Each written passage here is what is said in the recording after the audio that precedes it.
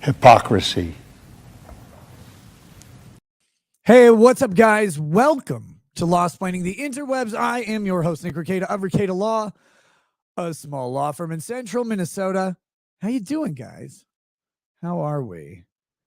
Sorry about the at this point, I'll just set the show for like 1 a.m. and then I'll just show up early. That's what we're going to start doing. That's what we're going to start doing because these fucking delays are so goddamn irritating. And I know. Well, why do you have them, etc.? So it's when you have other people involved in scheduling and you say, hey, do I need to set the show later today? Like, are we going to be home in time? No, it's fine. Like, just do it then. Well, so because I could just set up a show and like plan to be late.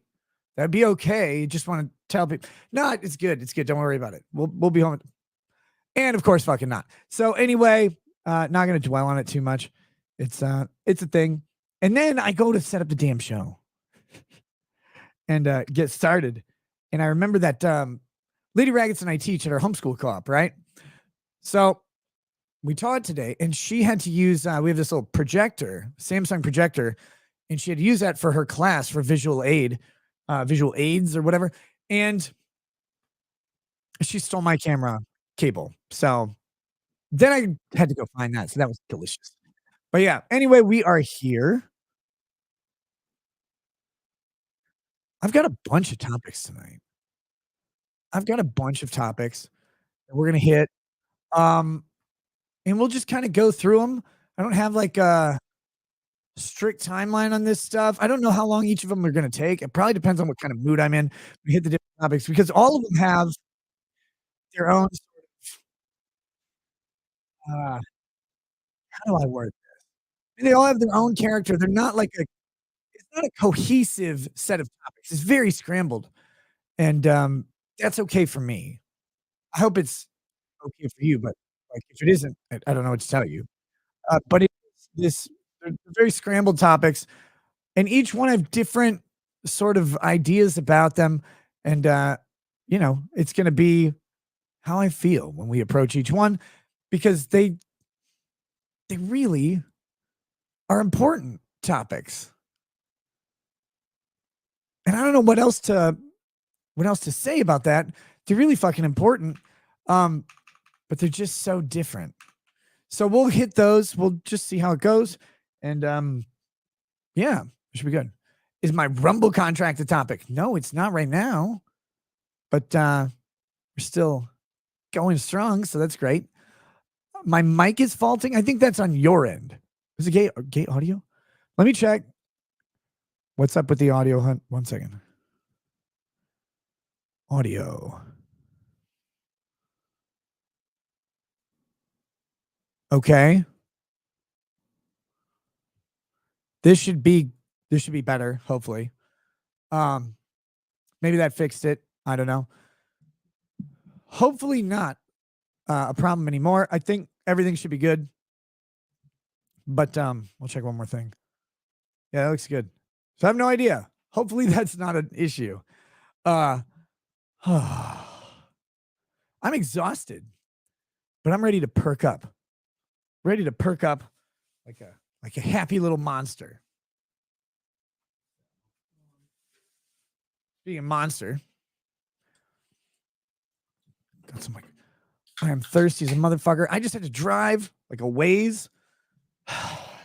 But it's been warm. When it's warm, I can just drive my car, which is a place of solace and peace for me. And it's really fun to do that. It's like, no matter what's going on, you get in that thing, it's great. But you have to put it away for the winter, except global warming might be my hope. So anyway, we're going to start here talking about the Supreme Court. Holy fuck. 2 minutes. Go the fuck away.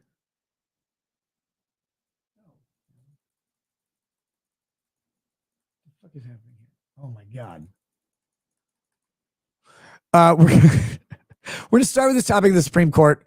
And this is a topic I've talked about in different ways on several streams.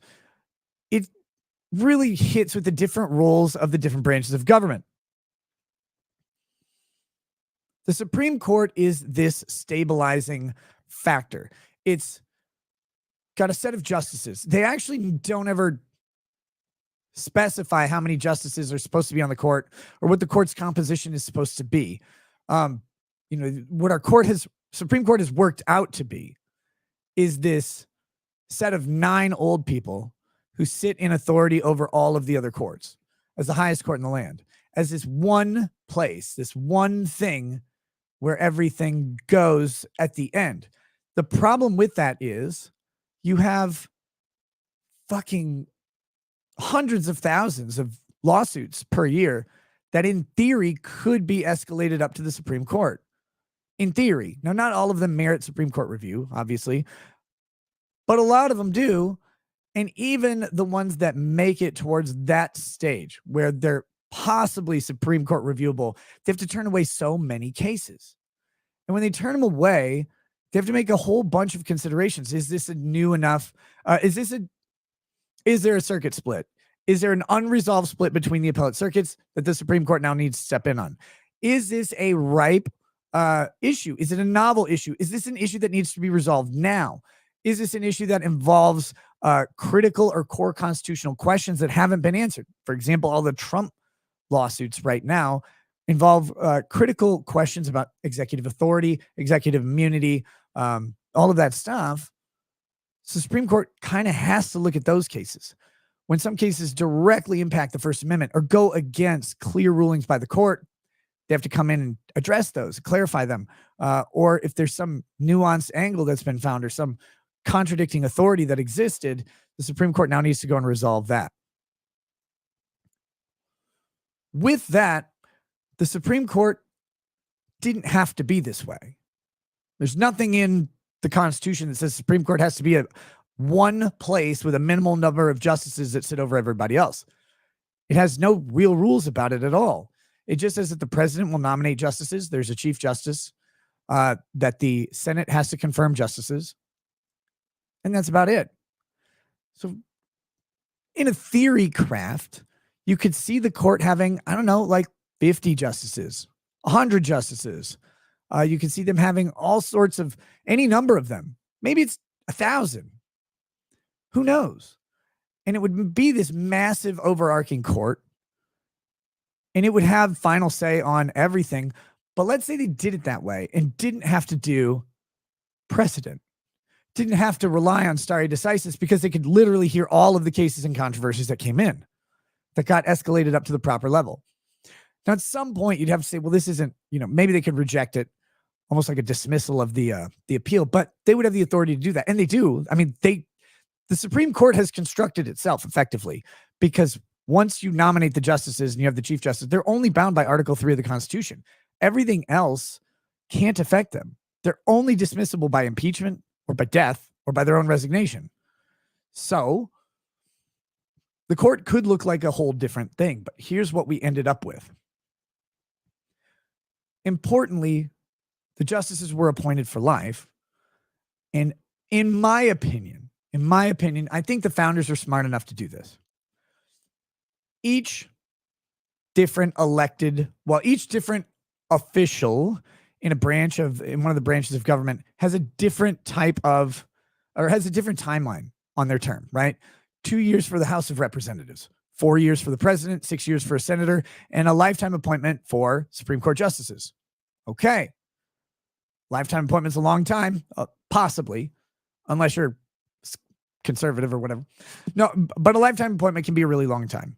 Of course, when they made that rule, it was a lot shorter, but now it's significantly longer. And you can have justices on the bench for 20, 30, 40 years in theory. Kind of depends when you appoint them and when they piss off a Clinton. So you have a huge disparity there between these elected political officials and these appointed justices. And that time disparity to me signals that the founders wanted to cycle in the possibility of change. And if you think about how government is structured, you have House of Representatives directly representing people. And again, at the time of the founding, you're looking at one rep per like 30,000 people. Now in California, it's like one rep per 700,000, way out of whack, but that's what we ended up with because they froze the number of congressmen during World War II or whatever, World War I, I don't remember. Doesn't matter. They froze them a long time ago. The senators were supposed to be picked by the states. They were not supposed to be originally elected officials. The states would choose the senators and they would represent the state's interests. So the House members represent the people's interests. That the people's interests are fickle. They change quickly. They're popular. They're populists, right? People tend to be populist. They will go with what kind of makes sense at the time. They will go with what makes sense for them and their pocketbooks, their children, their main concerns. If they have input over that, that's where they go. And so the House of Representatives is supposed to be this localized representative of a shifting sea of political ideas. It could change really quickly. The Senate was representing the states' rights. States' interests don't change that fast. They change much slower in a longer timeline. They didn't need to be as quick. The president is this sort of omnipresent representative of the country. He doesn't have lawmaking authority, but he does represent this moment in time, the political will of the United States generally. He gets a 4-year term, but the Supreme Court is different because they're appointed and their terms can be 20 decades long, multiple decades long, and you can't remove them easily. The theory that I have is that the founders said, hey, we want to ballast against the shifting political wills of the people in the states. We want the federal government to have one group of people who remember the point in time at which they're appointed and their purpose for being appointed and kind of hold the line there on this shifting will. Because if you just let democracy reign, you end up with horrifying results because you can, with enough people, you can just vote individuals' money into wallets. You can vote people groups out of the country. You can vote for death sentences for various people groups. Like you can really enact tyranny of the masses very quickly in a democracy, unless you have something to balance it out. So they create the court, which does hold the line on these issues. It says, no, the Constitution matters. All of these things matter. And these are the guys who are going to resolve that. So with that, it's always interesting to me that the media keeps trying to bring up the approval of the Supreme Court as if that's a thing that really matters or has any impact on the purpose of the court at all. So with that introduction, that impositive introduction, let's get this. There's a new poll from CNN Politics. And this is where we go to see a pointless sort of measure of the Supreme Court. Because again, if I'm correct, or even in the fucking ballpark of the Supreme Court's purpose, no amount of public perception matters. Public polling is literally the opposite of what the Supreme Court is going to be vulnerable to. Now, they are people, though, sometimes. They are still people, and so they are still vulnerable to things like popularity, legacy, worried about getting killed or whatever. That they have to still guard against their own human reactions to their perception. And they do tailor or create their opinions in part based on the public perception of the court and the issues. And we see this over and over. Supreme Court Chief Justices are often concerned in some way with legacy. And even if their concern is to not pay attention to what the public wants, I mean, they effectively are, right? Like they're effectively still trying to leave a specific legacy. And so with that, we get these people who are not quite as subject to the whimsy of the politic, but they are a little bit subject to it.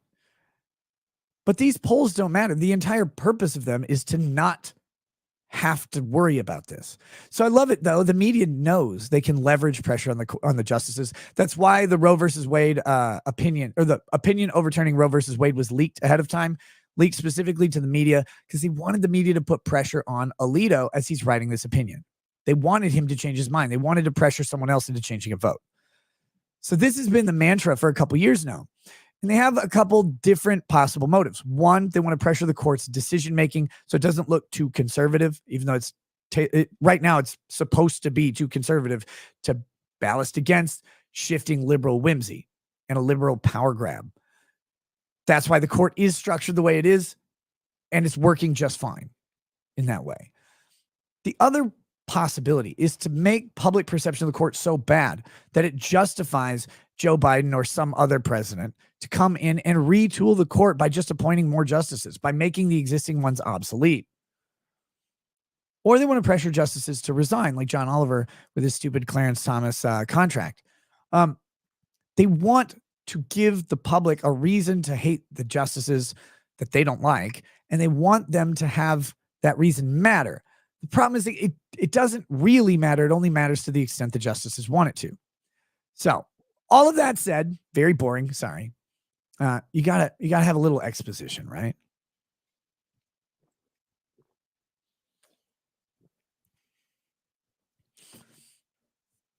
Poll: Supreme Court faces lukewarm approval rating as justices grapple with Trump controversies. The Trump controversies have nothing to do with the approval rating, which is really, that's actually fun. That's the title of this fucking article. Because here we go. Oh, wait. Pony Up says not drinking something that has the beast mark. Oh, that's the monster drink, right? Wilton Dupree says, what will you do when the grid goes down? I guess take up like sword fighting or something? Be a wandering post-apocalyptic anti-hero. Adrian Robledo says, hey, Nick, I might lose my job as a mechanic soon. Might just take good old Brandon's permission, jump that wall and start mowing lawns. Any suggestions on where to take my Mexican ass? Mexico. Don't jump the wall. Do not come here. Don't do it. Don't. Come on, man. Like, first of all, you might get shot. Second of all, if you don't get shot, you'll be turned into a government wage slave. And by that, I mean, you'll be living on government benefits. Don't do it. Don't do it. Don't do it. Richard O Team says, Nick, can I give you a rope? I'm not asking you to end yourself like you asked John. Poor guy. He looked up to you. No, he doesn't. No, he doesn't at all. Slagler says, Nick, don't forget the fags upset you mocked an autist the other day. We'll laugh when Ralph finally kicks it. And so will I, to be honest. Okay. Richard O Team says, Nick, was the guy John who you wished for him to kill himself so badly? Did you find out that John was Mandy K, so you got angry? No. Richard O Team, do you go out of your way to be angry at someone who went out of their way to look to you? And like a snake, you ruined them. Yes, I do, actually. Richard O Team says, so David Schneider, he tried to be honest with you and you called him a racist. Or tried to pretend he was. Who the fuck is the John that you try to ruin? Why do you want to know so bad? John Schubert says, I can't get over the fact Saul Goodman is real. That's a compliment, I think. Richard O Team says, your boy Ryan, the editor, is still riding your coattail, even when you expose yourself for being a snake. Oh, God, being a snake would be kind of cool. Adrian says, I'm going to come. There we go. All right. Hit those chats. I saw them there, and they were like glistening. Had to get to the reading those. So here we go. Supreme Court's approval rating stands at 40%, including to a new poll released Wednesday. Oh my God, I'm way too big. Underscoring the public's stagnant view of the institution as the justices grapple with cases concerning former President Donald Trump's political and legal fates. The Marquette Law School poll findings track closely with how Americans saw the High Court last November. So what does that have to do with Trump? This time around, 60% said they disapprove of the court, effectively unchanged from the 59% that disapproved last year.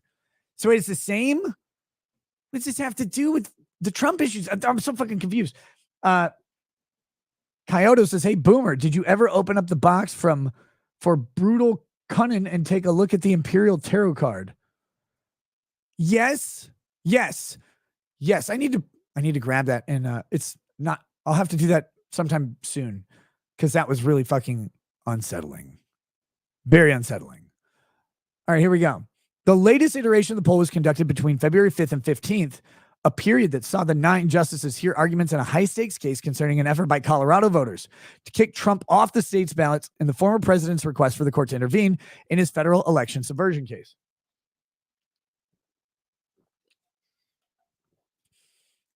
Among Democrats, the latest numbers from Marquette are even more dismal, with just 27% saying they approve of the court and 73% saying they disapprove of it, a dramatic drop from the 60% approval and 39% disapproval rating the party reported in 2020. By comparison, 57% of Republicans said they approve and 43% said they disapprove this time around, a less steep but still notable dip from the 78% approval and 20% disapproval rating GOP respondents gave the court 4 years ago. And yeah, of course, this isn't surprising. The court has had a conservative majority. I mean, Roberts is a flip-flop, but a conservative majority for quite a while. That conservative majority has pissed off Democrats forever. Now, what we saw between 2020 and now is a massive shift in some major areas of law, specifically places like abortion. These are huge liberal and Democrat issues. So if you kick them right in their fucking powerhouse, they're going to be pissed. But it's amazing that from last year to this year, there's nothing that has changed, even though these Trump issues are there. And the court has indicated, some favor towards Donald Trump. Now, what are they going to do? Ultimately, we don't know. But it looks like they're going to kick out the Colorado thing. Like, no, you can't do that shit. And they may grant Trump some level of criminal immunity. We'll see. But the numbers aren't drastically different from last year, which is what they're saying here, that these Trump cases are there. But I have to reiterate, though, the approval rating to the Supreme Court is fucking irrelevant. Their power doesn't go away because of a low or high approval rating. Nothing about their approval rating has anything to do with what they can or can't do. So what's the purpose of this? What are they trying to do? I mean, they're trying to raise the public ire against the court. That's what all these ethics articles against Clarence Thomas, and the implicit purpose here is to go after them because of the conservative bent of the court, so they say. But they say there's a conservative slant, but really, on balance, day-to-day rulings by the court are not overwhelmingly slanted conservative. In fact, they're pretty equal. Now, on some of the big issues, we have had some big changes, but not that many. It's not like the liberal issues are being just thrown under the bus and the conservative issues are winning the day. In fact, that's not happening at all. It's just these headline ones. So here we go. Among independents, 28% said they approve of the court, down from the 50% that approved of it in 2020. 72% of independents disapprove of the court, according to the new poll. Now, the funny conclusion we could draw from this is between 2020 and now, the only thing that's changed is Ketanji Brown Jackson, who's been added to the court. So we can infer that liberals and independents are just simply racist. So because in 2020, their approval rating of the court was good, once we got to Ketanji Brown Jackson, their opinion just fucking tanks right off a goddamn cliff. And I find that rude. I find that very rude. I find Ketanji to be a remarkable woman. And for them to just go after a black female appointed by Emperor-in-Chief Joe Biden, how do we reconcile that? I just need you to be black and a female. Exactly. So what other conclusion can we come to? Let's see. The public's view of the high court has generally worsened in recent years after a series of highly charged rulings. Oh, okay. It's the rulings, though. Chief among them is the conservative majority's 2022 reversal of Roe versus Wade and controversies over ethics and transparency among some of the justices.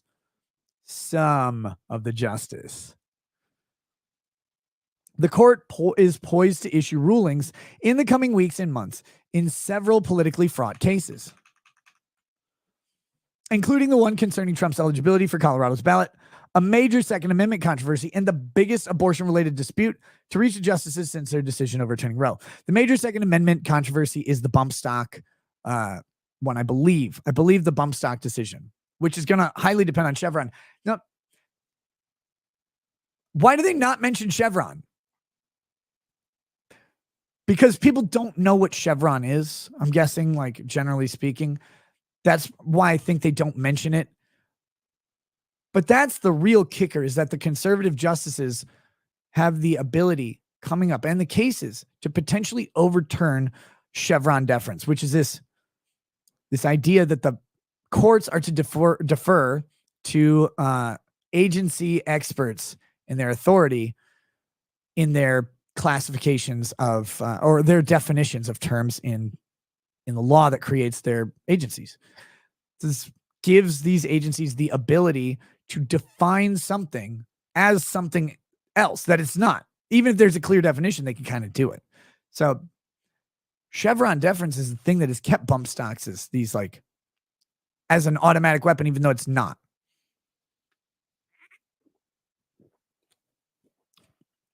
So with that, I mean, that's one of the most, this is one of the most controversial cases that the Supreme Court's about to hear, and they don't even list it because I think most people don't know, unless you watch like, you know, retards on YouTube who talk about it. People don't know Chevron off the top of their head. They're like, oh yeah, the gas company. Like, no, this really important case, because if you take away the agency authority to define terms in regulation and creating law, you fucking kneecap their ability to make law without Congress. And that's the whole point of these agencies, is to be quasi lawmaking bodies that don't have to answer to the public. It takes the burden off of the politicians of having to be approved of, because they don't have to answer these questions. They don't have to answer questions about if bump stock should be allowed or not, because an agency will do it. They don't have to answer whether some different chemical compound is equally toxic or not, if it's categorized as illegal, just because it's similar to a different one. They don't have to do that. They don't have to make politically unpopular decisions. They don't have to implement environmental regulations, because the EPA exists and their authority is so broad that they have this just purpose of making clean air and clean water. And the agency is then tasked with doing that, and they get to make up their own shit as technology changes without Congress having to step in and do it. It's just a nice parachute for them. If it goes away, that's bad. That's really bad. Richard O. Team says, why did you tell John to call you when he was down? You even allowed him to add you as an emergency contact. Allowed him? What made you such a snake? You thought ruining John would get Kiwi Farms? Dude, you have a weird fantasy. More to you, though. Please keep giving me $5 each time you ask. I'll keep being evasive on the questions to entice you to giving me more money. We'll do that. Moving on. Americans who've heard enough about the Colorado ballot case to have an opinion are evenly divided on it, according to the new Marquette poll. Well, that just tells us that half of them are retarded. In addition to the Colorado case, the U.S. Supreme Court is separately considering a request from Trump last week to temporarily block a federal appeals court ruling rejecting his claims of presidential immunity in special counsel Jack Smith's case against him in Washington, D.C. The justices could eventually agree to consider his immunity arguments, which would place the court squarely in the middle of that case just months before the general election, which of course doesn't matter for the general election if the court is squarely in the middle of that, because they're not elected. Results from the survey are based on interviews with 1,003 adults nationwide, conducting using the SSRS opinion panel, and have a margin of sampling error of plus or minus 4.3 percentage points. So here we go. Again, just to kind of recap and reiterate, this is just another one of these puff piece articles that try to influence. It's geared towards negatively influencing the public's opinion of the court. Like, let's be honest, it's from CNN. It's worded semi-neutrally, but the thrust of it is, man, people disapprove of this court. This court's going to be involved in these major controversies. Maybe you should disapprove of them too. That's the goal. That's the thrust. That's the other dirty words we can't say. That's everything that they want out of these fucking articles. Because they're trying to pressure the justices or trying to give permission to the president to expend the political capital, or more, actually a better way to state this is not that the president would have to expend political capital. It's that they're trying to get it so that the president doesn't have to. The president doesn't have to expend political capital to restructure the court. They've been teasing this idea of a stacked court for a while. Well, we could do this, we could do that, we could do this. They know that if they stack the court, it's a blatant power grab. It's transparent. But if you get the public mad enough at the court, you're either going to get the court to restructure itself by having members resign or whatever, or because they want to preserve the integrity of the court, they take very seriously. They actually do take it very seriously. If you can convince them to resign and then have an appointment by Joe Biden, or if you can convince Biden or his successor, whoever that is, that you now have enough political will to outdo the court, then you have the potential to make that power grab without it looking as transparent. You have permission. These are the angles they're going for. The problem that they've got is they don't have a sufficiently popular president. How would they? We're so polarized and divided. There isn't a uniting figure that can bring everybody together, that can give then this idea. If you have presidents winning elections at 51% of the vote, you're not going to ever have the will to redo the court as more liberal or even more conservative. You won't get there. It's not popular enough. You have to have a Reagan-esque figure or a FDR type figure. You have to have someone who has a grasp on the entire nation's attention, sufficient to outdo this naked power play that's needed. And FDR almost did it. He's the guy who almost did that.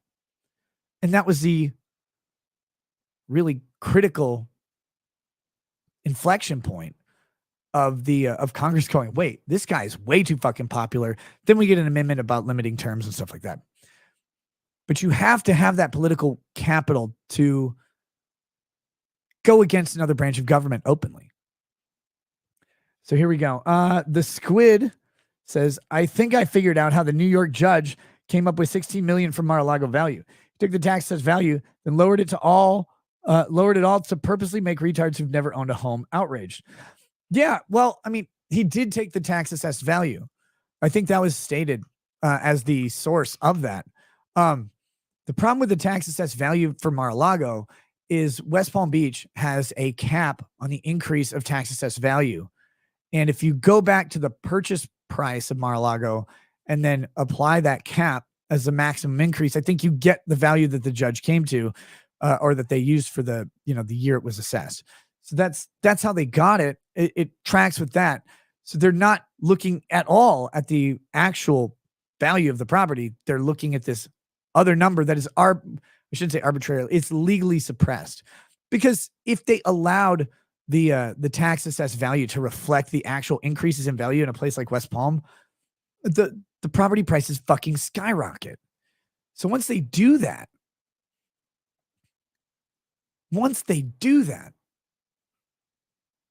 people are going to, the taxation goes so fucking high that it becomes unreasonable, and politicians become very unpopular very quickly. All right. Lord of the Ree says, had my first ever live stream today. Joined Ghazni and the expert to talk about albums that changed our lives. Was a little nervous, but a little bit of whiskey took care of that. He also says, all in all, I had a great time. Pissed some people off in the chat, and that was the best part. Might make it a regular thing. Who knows?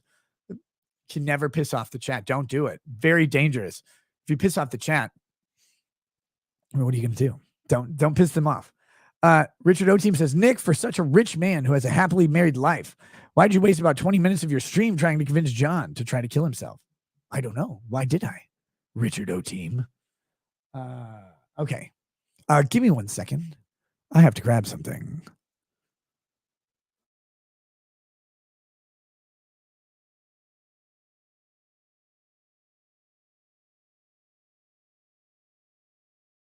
It's about whiskey o'clock.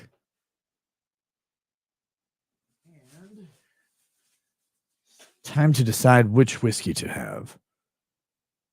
Oh, shit. I had this Jefferson Reserve upstairs that I was going to drink. But I think I'll go with this Elijah Craig. Oh, shit. We've got Marty. He says, cheers, my Nickers. Hey, Nick, toast time. Lady Boomer and I, 31 years today. God damn, dude. Just a second. Let me, If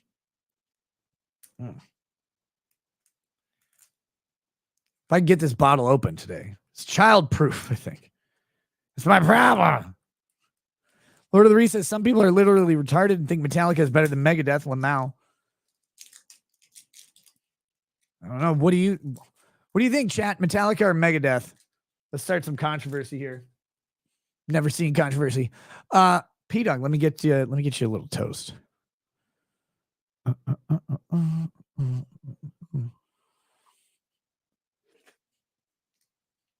The Cool Machine says Nick's had a hard day. I had a very busy day. I left my house at 7:20 in the morning, and I got back at 5:30 p.m. And then I left again at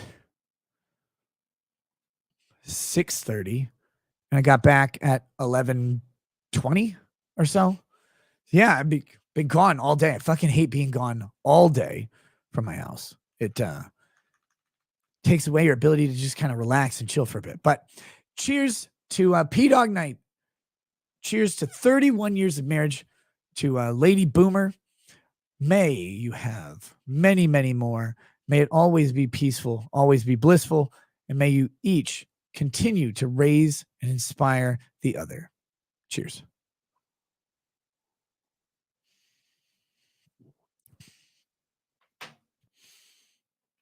Louis Velez says, and then you took a nap because of your sleep disorder, right? No, I wish I could. I didn't have time for a nap. Oh, wait. That's not quite true. I taught today, and though I was not home, I had an hour break. So I sat in a chair. In this building, and I fell asleep in the chair for an hour. That was great. That was actually really, really fucking nice. All right, next we have Brian Watkins says, hey, Law Pope, did the bullshit lawsuit against you get dismissed? If I remember right, it was in Colorado. No, it did not get dismissed. It's in Minnesota. I think we have oral arguments coming up really soon. I thought they were this month. I got to fucking check. I try not to look at it most of the time because there's nothing I can do until it's just done. So that's the weird thing about being a client, but also being a lawyer is like, on one hand, you have your idea of like how you'll do the case and what you could do about it. And you think of it and look at it in a business sense. But on the other hand, you go, but I hired experts to do this for me, just like I would want someone else to hire me if I were, doing that. So I need to let them do the job. The reason you hire them is because presumably they would do the job better than you. Also, they have a more objective take. Plenty of reasons to have someone else represent you. There's also practical reasons in regards to evidence and stuff like that. So you have to just let it go, which means I don't sit and look at it all the time. I know some point in time the oral arguments are coming. It might be next week. We'll see. Question. Frederick Little says, question for you in chat. Favorite drummer? I don't know shit about drummers. So either the one-armed man from Def Leppard, who also killed Harrison Ford's wife, or there's this guy on YouTube. I can never think of his fucking name. But he plays a bunch of drum riffs one-handed. He has two arms, but he plays a bunch one-handed. That's kind of like how he got popular. But he plays he plays both hand drums as well. Dude's fucking fast and cool. But I don't really know anything about drumming or drummers. I don't know their names. Zachary Keith Hasbrook says, I wish John wins $1 million. Hashtag justice for John. Go get it, John. Unfortunately, he won't. It's really too bad. Really too bad. Because some people get stuck in bad situations. Here we go. What do we have? Yes. All right. So with that, look, the Supreme Court, let's wrap up this topic. There's pressure from the media on the Supreme Court to try and get public approval to matter. In principle, it doesn't. In practice, of course it does. I mean, Roe versus Wade was decided with a perfect case, with a perfect plaintiff, except that perfect plaintiff was running on a lie. Lots of these gun decisions come on the heels of mass shootings, right? Mass shootings of children. Mass shootings of children tug at the heartstrings of judges. Because if you just practically think about this for a second. I know you guys are on the internet, right? And so you have no emotions. You have no, everything is calculated and autistic. I know. I got it. But put yourself in the shoes of a person who's not a robot, right? And you go, okay, so a judge is presented with this thing. There's a mass shooting involving a particular type of firearm. They go, God, look, 20 children between the ages of 6 and 8 are murdered by this type of firearm at once. It's very public. You know, the whole media sees it. Everybody is talking about this story because it doesn't involve like just black people in Chicago. It's like it's a school shooting somewhere important. So they cover this story and they talk about it. And, oh, these guns are the problem in this country. Objectively false, but that's what they say. And they make it the problem. Now you're a judge who's presented with the question of, should you allow a state to regulate that gun? Just that one, or maybe like a couple other that are in the same class. And you go, I mean, this doesn't look like it's going to infringe on gun rights. Like, because just this type of gun, like this type of gun is particularly dangerous. And they get to rationalizing it because here's the question. If they don't, and the next day someone shoots up a school with that type of gun, and like the kid that dies, like a niece or a nephew or something like that, a very good friend's child, how the fuck does that justice feel? Now, it's not their fault, right? They couldn't have prevented it. The ruling practically wouldn't. But they have to consider that. They really do have to consider that. That's the perception that's created by the media coverage of mass shootings and the furor around them, is that if just the courts would step in, get rid of these guns for us, no more children would die. That's a fucking false premise. But that's what they're operating under. And they really do have to consider it, because even though they can objectively know that that's not true, you make that decision the next day, like your sister's kid gets killed, and you have to look her in the eye and say, yeah, but I can't ban the guns. She's like, oh, so you banned my baby instead, right? Like, that's the fucking conversation. And that's a hard thing for them to do. That type of shit gets to people. And that's where the media wants to leverage public pressure against these justices. Take a bleeding heart position, apply it to a justice, and try and infiltrate that into their own life. Get the justice to see it from a quote unquote human perspective, which is the opposite of their job. It's the opposite of their job. It's amazing because it does end up working. It does end up working. I mean, the reason we have the fucking NFA or whatever is because of the Valentine's Day massacre. There's a public shooting with machine guns. Massive public backlash. Scared the fuck out of everybody. Richard O'Team says, if your mod C. Goody didn't go out of his way and talk about Manny K exposing some nude pictures, would you have fallen for the catfish or not? Yes. 1,000,000 times and 1,000,000 times more. Frederick Little says, I missed his first super chat. Read it, damn it. Dude, it's not here. Let me see if I can find it in a different place. Dude, it only shows me one of your super chats. Just tag me and tell me what it was. Like, I just don't know. I can't read it. It's not there.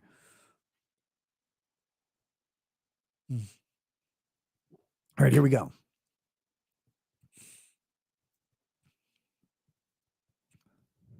J-Rock says, Nick, when you lose your appeal with Ralph, how will you cope? What appeal with Ralph? Richard O-Team says, Mandy, nice tits. If I was not married, Mandy, I would show C. Goody that I'm the real G. I got dips on that first. Well, C. Goody knows I always, oh my God. We know the score, buddy. Okay. What is the Ralph thing? Ralph appeal.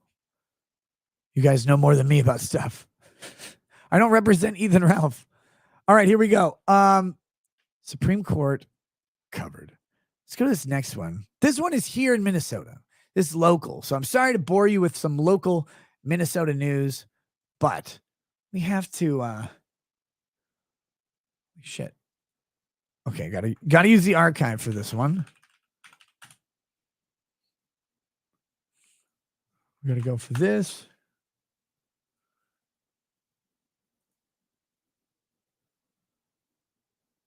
There we go.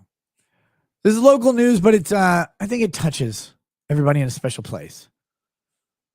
Most Band Queen says, let's get hashtag Rip John trending on X. That'd be funny. Go for that. People will all be wondering who the fuck John is. Frederick Little says, damn it, okay, it was for $5. I said, hello, Nick. Hope you and the family are well. Also, do you know what happens to a frog's illegally parked car? It gets towed. Frederick Little, from now on, I will call you John. After that joke.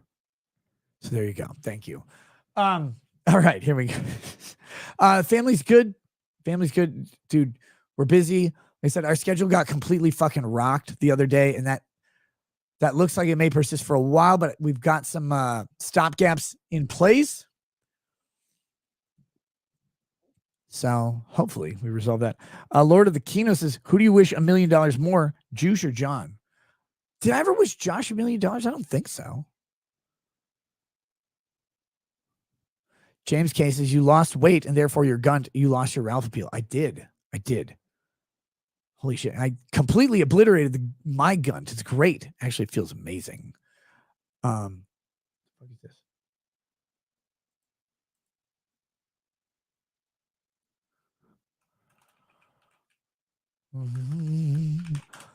All right, let's hit this Minnesota legal story.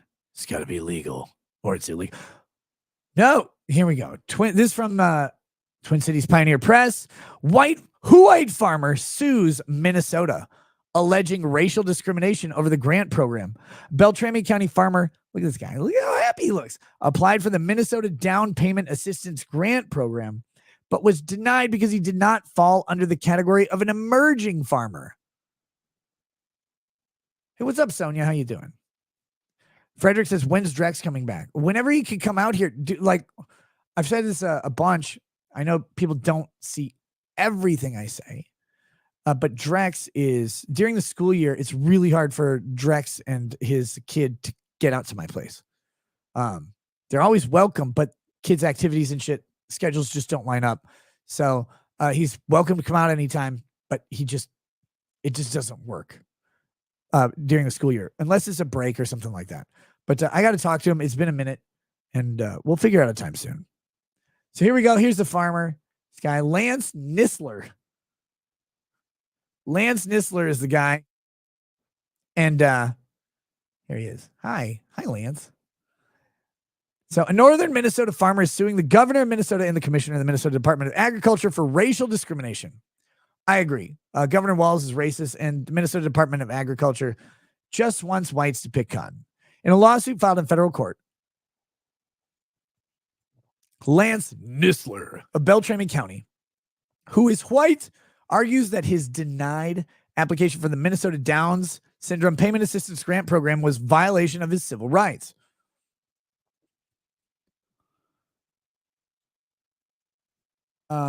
According to the lawsuit, Nisler applied for the grant program, which awards qualified farmers with up to $15,000 in grant funding to help them purchase their first farm in July of last year. When Nisler heard of the program, $15,000 to purchase a farm? Holy fuck! What are you even buying? Oh, okay. When Nisler heard of the program, he saw his chance to make his dream a reality and applied for the latest round of grants. Look, call me a bitch if you want. I mean, that always applies, but right now specifically, farming looks like a hard fucking job. There's way easier jobs than farming. And to like break into farming seems so goddamn difficult because the really profitable farms just need so much land. You need so much fucking land to go to compete with these existing mega farms. And what happens is these mega farms end up buying up shit. So you have two options. You can either buy land of your own, if you can afford it, or you can lease land from other property owners who just have large swaths of tillable, whatever, arable, tillable, whatever, farmable land. But you're consistent. Like if you start leasing like plots of land all over the place. You're having to move your equipment long distances, maybe. It's very inefficient. It's hard to manage. And it's expensive. So you get stuck in this catch-22. Property prices have gone way up. Way up. And then you have programs like in Minnesota, you have CRP, which is a basically restoration program that says, do not farm this land. You can't. And it goes on for a long fucking time, 30 years, maybe longer. You have that, and that grants a government revenue stream, and you cannot farm the land. So that then drives the price of other land up even more, and the rents of other land, because you've now taken acre by acre away from farmable land. So farmable land becomes more scarce, price goes up, rent goes up. It's just a fucking disaster. And if you don't live in a rural area, you may not like realize how difficult it is. But around here, you're really not being a highly profitable farm until you're pushing into 500 to 1,000 acres of farming land. That's a lot, man. That's like $1 million. Farmland's fucking expensive because it has a return on investment value. So breaking into farming is difficult. That's why farming is such a legacy endeavor, right? Like, because families can build up these properties, they can build up this value and this resource, and they can hand it down to their children or whoever else they want to. They can keep the farm going. But getting into it now is harder than it ever was. It's so expensive to do so. So with that, I mean, you see this 15 grand grant fund. That's not enough for me. But maybe I'm definitely an idiot. I'm definitely an idiot, but fuck me, that's a lot, or not a lot of money in terms of how much land you need to have. To give you an idea, the shitty small town I live near, Wilmer, farmable land, acre by acre, outside of Wilmer, just outside of Wilmer, is running at like 10 grand plus an acre. It's an acre and a half. Now, if you say it's a grant funding, so it's 20% down. Oh, thank you. That's $75,000. What? It's 7.5 acres. Maybe you get a 10% down deal. 15 grand goes down there. So 150 acres, maybe, probably not though. Still not enough. It's a really tough fucking industry to break into. I can't imagine trying to get into farming. There's a couple industries where it's like, that's just way too hard for the money. Here we go. Richard O Team says, just for context, what did John do? Did you use him to get at Kiwi Farms? What? No.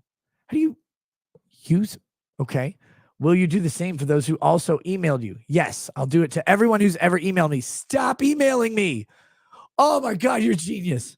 I've been trying to get people to stop fucking emailing me forever. You finally figured it out. Thank God. Richard O Team, how much do I have to pay you for that? That was a brilliant idea. He also says, Richard O Team, Nick, why don't you tell Ryan, the editor, that John told you this 4 years ago? And like a bitch, you try to ruin people. Ryan, the editor, not only am I trying to ruin you, I'm actively doing it.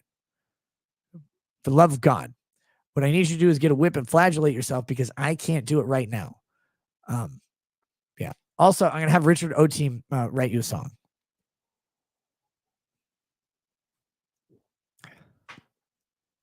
Sheila says, farming's expensive. K, what was the reason for not giving that guy 15,000 for his farm? Well, because he's white.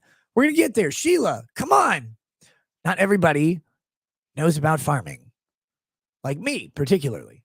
So here we go. Besides chance to make his dream a reality and apply for the latest round of grant. I was just picking on the line. Oh my God. You have any dream in the world? What is your dream? Like farming. Why? Well, I really want to wake up at 5 a.m. and stress during harvest time forever. Oh, okay. I got it. Well, despite Nisler being the model individual, the state ought to be assisting with farm ownership because he's white. And despite being one of the first applications picked in the lottery, we had to win a lottery first. He lacked the state's preferred skin color and sex. His application was pushed to the back of the line solely because of his race and sex. Wait a minute. They want women to farm? They want women of color to farm? Have they thought this through? That seems like a terrible idea.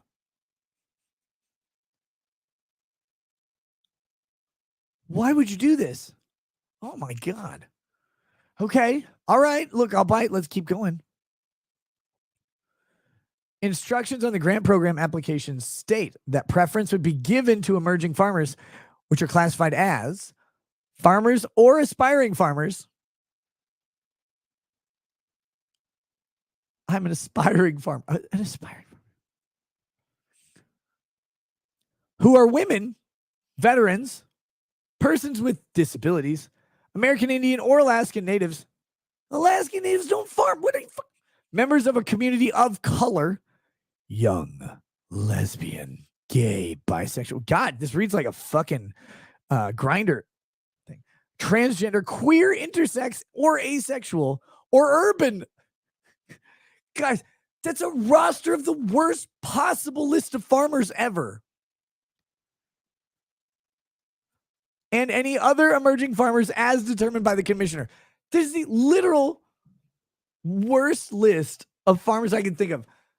When you think of farming, how many of you, raise a show of hands, think of women, veterans, disabled people? It's a physically intensive job. American Indians, Alaskan Natives, colored people, members of a community of color, whatever that means, young, lesbian, gay, bisexual, transgender, queer, intersex, asexual, or urban. See, it's a literal opposite of every qualification that would be on an application to become a farmer. You're like, hello, life. I want to farm land. What's your application? None of those things. Oh, you're a farmer. All of any of those things. You don't want to do this. I promise. Jesus Christ.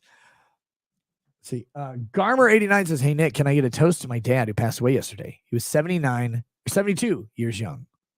Yeah. Let's do this.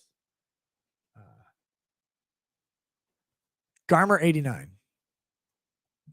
A cheers to your father. Passing away, hopefully in peace, delivered from pain, delivered from toil and turmoil in his life. Remembering and living those last moments in only the satisfaction that he has done what he could do, that he has passed on his wisdom, his character, his strengths, and hopefully the knowledge of his weaknesses to his children and all who he has met. May his passing mark a turn in the lives of those from admiration to fond remembrance. Cheers to him. Cheers to you. May you always remember him, but always remember his positive influence.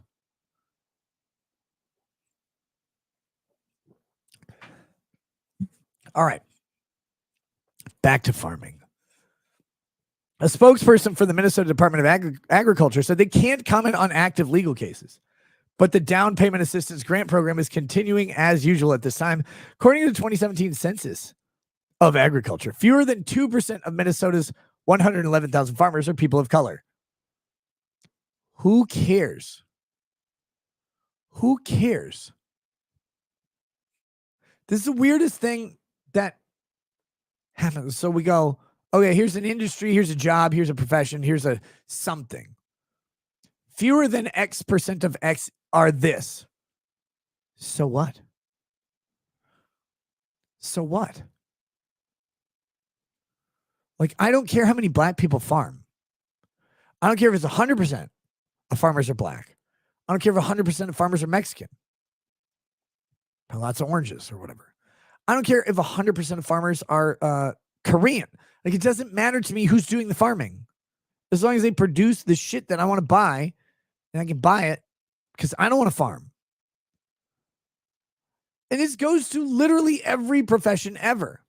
Well, only 4% of scientists are women. So I don't care if women are scientists or not. Why do you? Why does anybody care about this? Well, there are women who want to be scientists. Go be one. 4% of scientists are women, so clearly women can be scientists. Go be one. Well, less than 2% of Minnesotans are farmers. Oh, are black farmers or people of color farmers. Okay, so they can do it. So you're saying there's a chance. Why do we need to incentivize anybody to do anything? Do we not have enough farmers? That would be the question. Do we not have enough farmers? Is food production down? If food production is down too far, incentivize farmers. Why do you need to incentivize gay, lesbian, young, bisexual, transgender, queer, intersex, urban people to be farmers? What the fuck is the point of this? What do any of those people have any specific qualification to become a farmer? I don't know. It's just weird.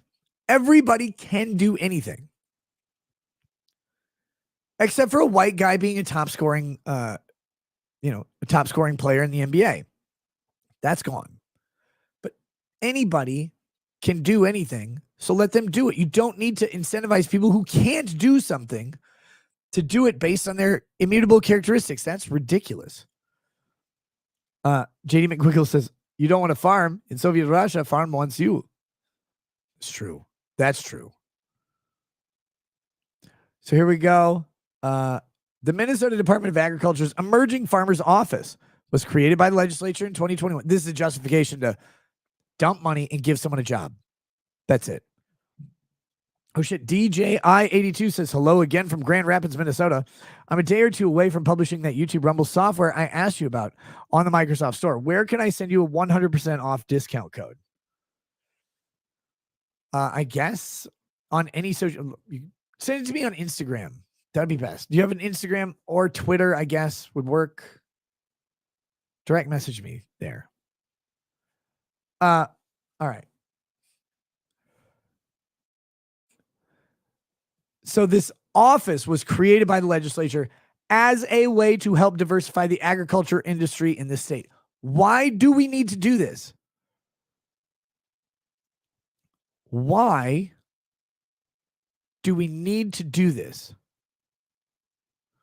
Why do we need to diversify the agriculture industry? What is the edict that needs to, like, what? Who said from on high? Well, we need more diversity in farming. No, we need more grains or corn or whatever it is. We need more production. We don't need diversity. Diversity is pointless.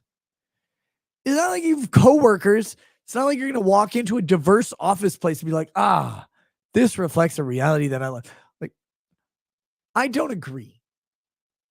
I don't agree with DEI in like office places or whatever, but I don't agree with the logic here. But at least I can see an attempt at logic where they go, look, people from different upbringings and different demographic realities and have different perspectives on things and may approach problems in different ways. Okay, so maybe you can justify your weird diversity shit based on it will help a team perform better, despite all polling to the or all studies to the contrary. You say, okay, if you create a diverse team of diverse problem solvers, you have a diversity of solutions available. I disagree with that, but at least I can see your logic. Farming isn't that, though. You're not walking into a cubicle fest where you go, okay, well, I need to check with the resident black, the resident Mexican, the resident white, the resident Korean. I need to get all of their input to try and solve my farming problem. It's a mostly solitary profession until you hire like a bunch of farmhand temp workers to help out with harvest or with planting or with fertilizing. Like, you have these seasonal workers that go in waves, and then the rest of it is just kind of, you do your thing. You take care of the farm, etc. When you get a big enough farm, you have full-time staff, you have truck drivers, you have storage where you have people who help move the shit that you're pulling out of the ground to where it's going to be sold. Great. Diversity workplace isn't relevant here. You don't need that. You don't need some diverse perspective. You just need people to fucking work. Still Life says the base of the problem is that motivated people cannot afford their own land. Well, of course, yeah. So here we go.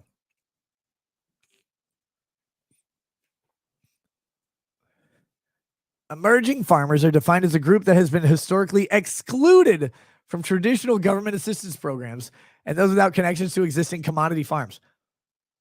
Where are these people excluded from government programs? Somebody put a fucking gun in my mouth. Where are they excluded? Where is that a thing? Oh, who's excluded from traditional government grants? Black people. Wait, hold on. Hispanics. Like, seriously, hold on. Why are you saying this? All right. Holy shit. Bob Piffle with a huge super chat. Thank you, Bob. Many moons ago, I related to you that my dear mama, with cancer in the brain, lung, and bone, was in dire need, mostly prayers. You offered a beautifully positive message along with a slug of whiskey. Update. Mama's defying the odds. One more slug. Thanks, brother.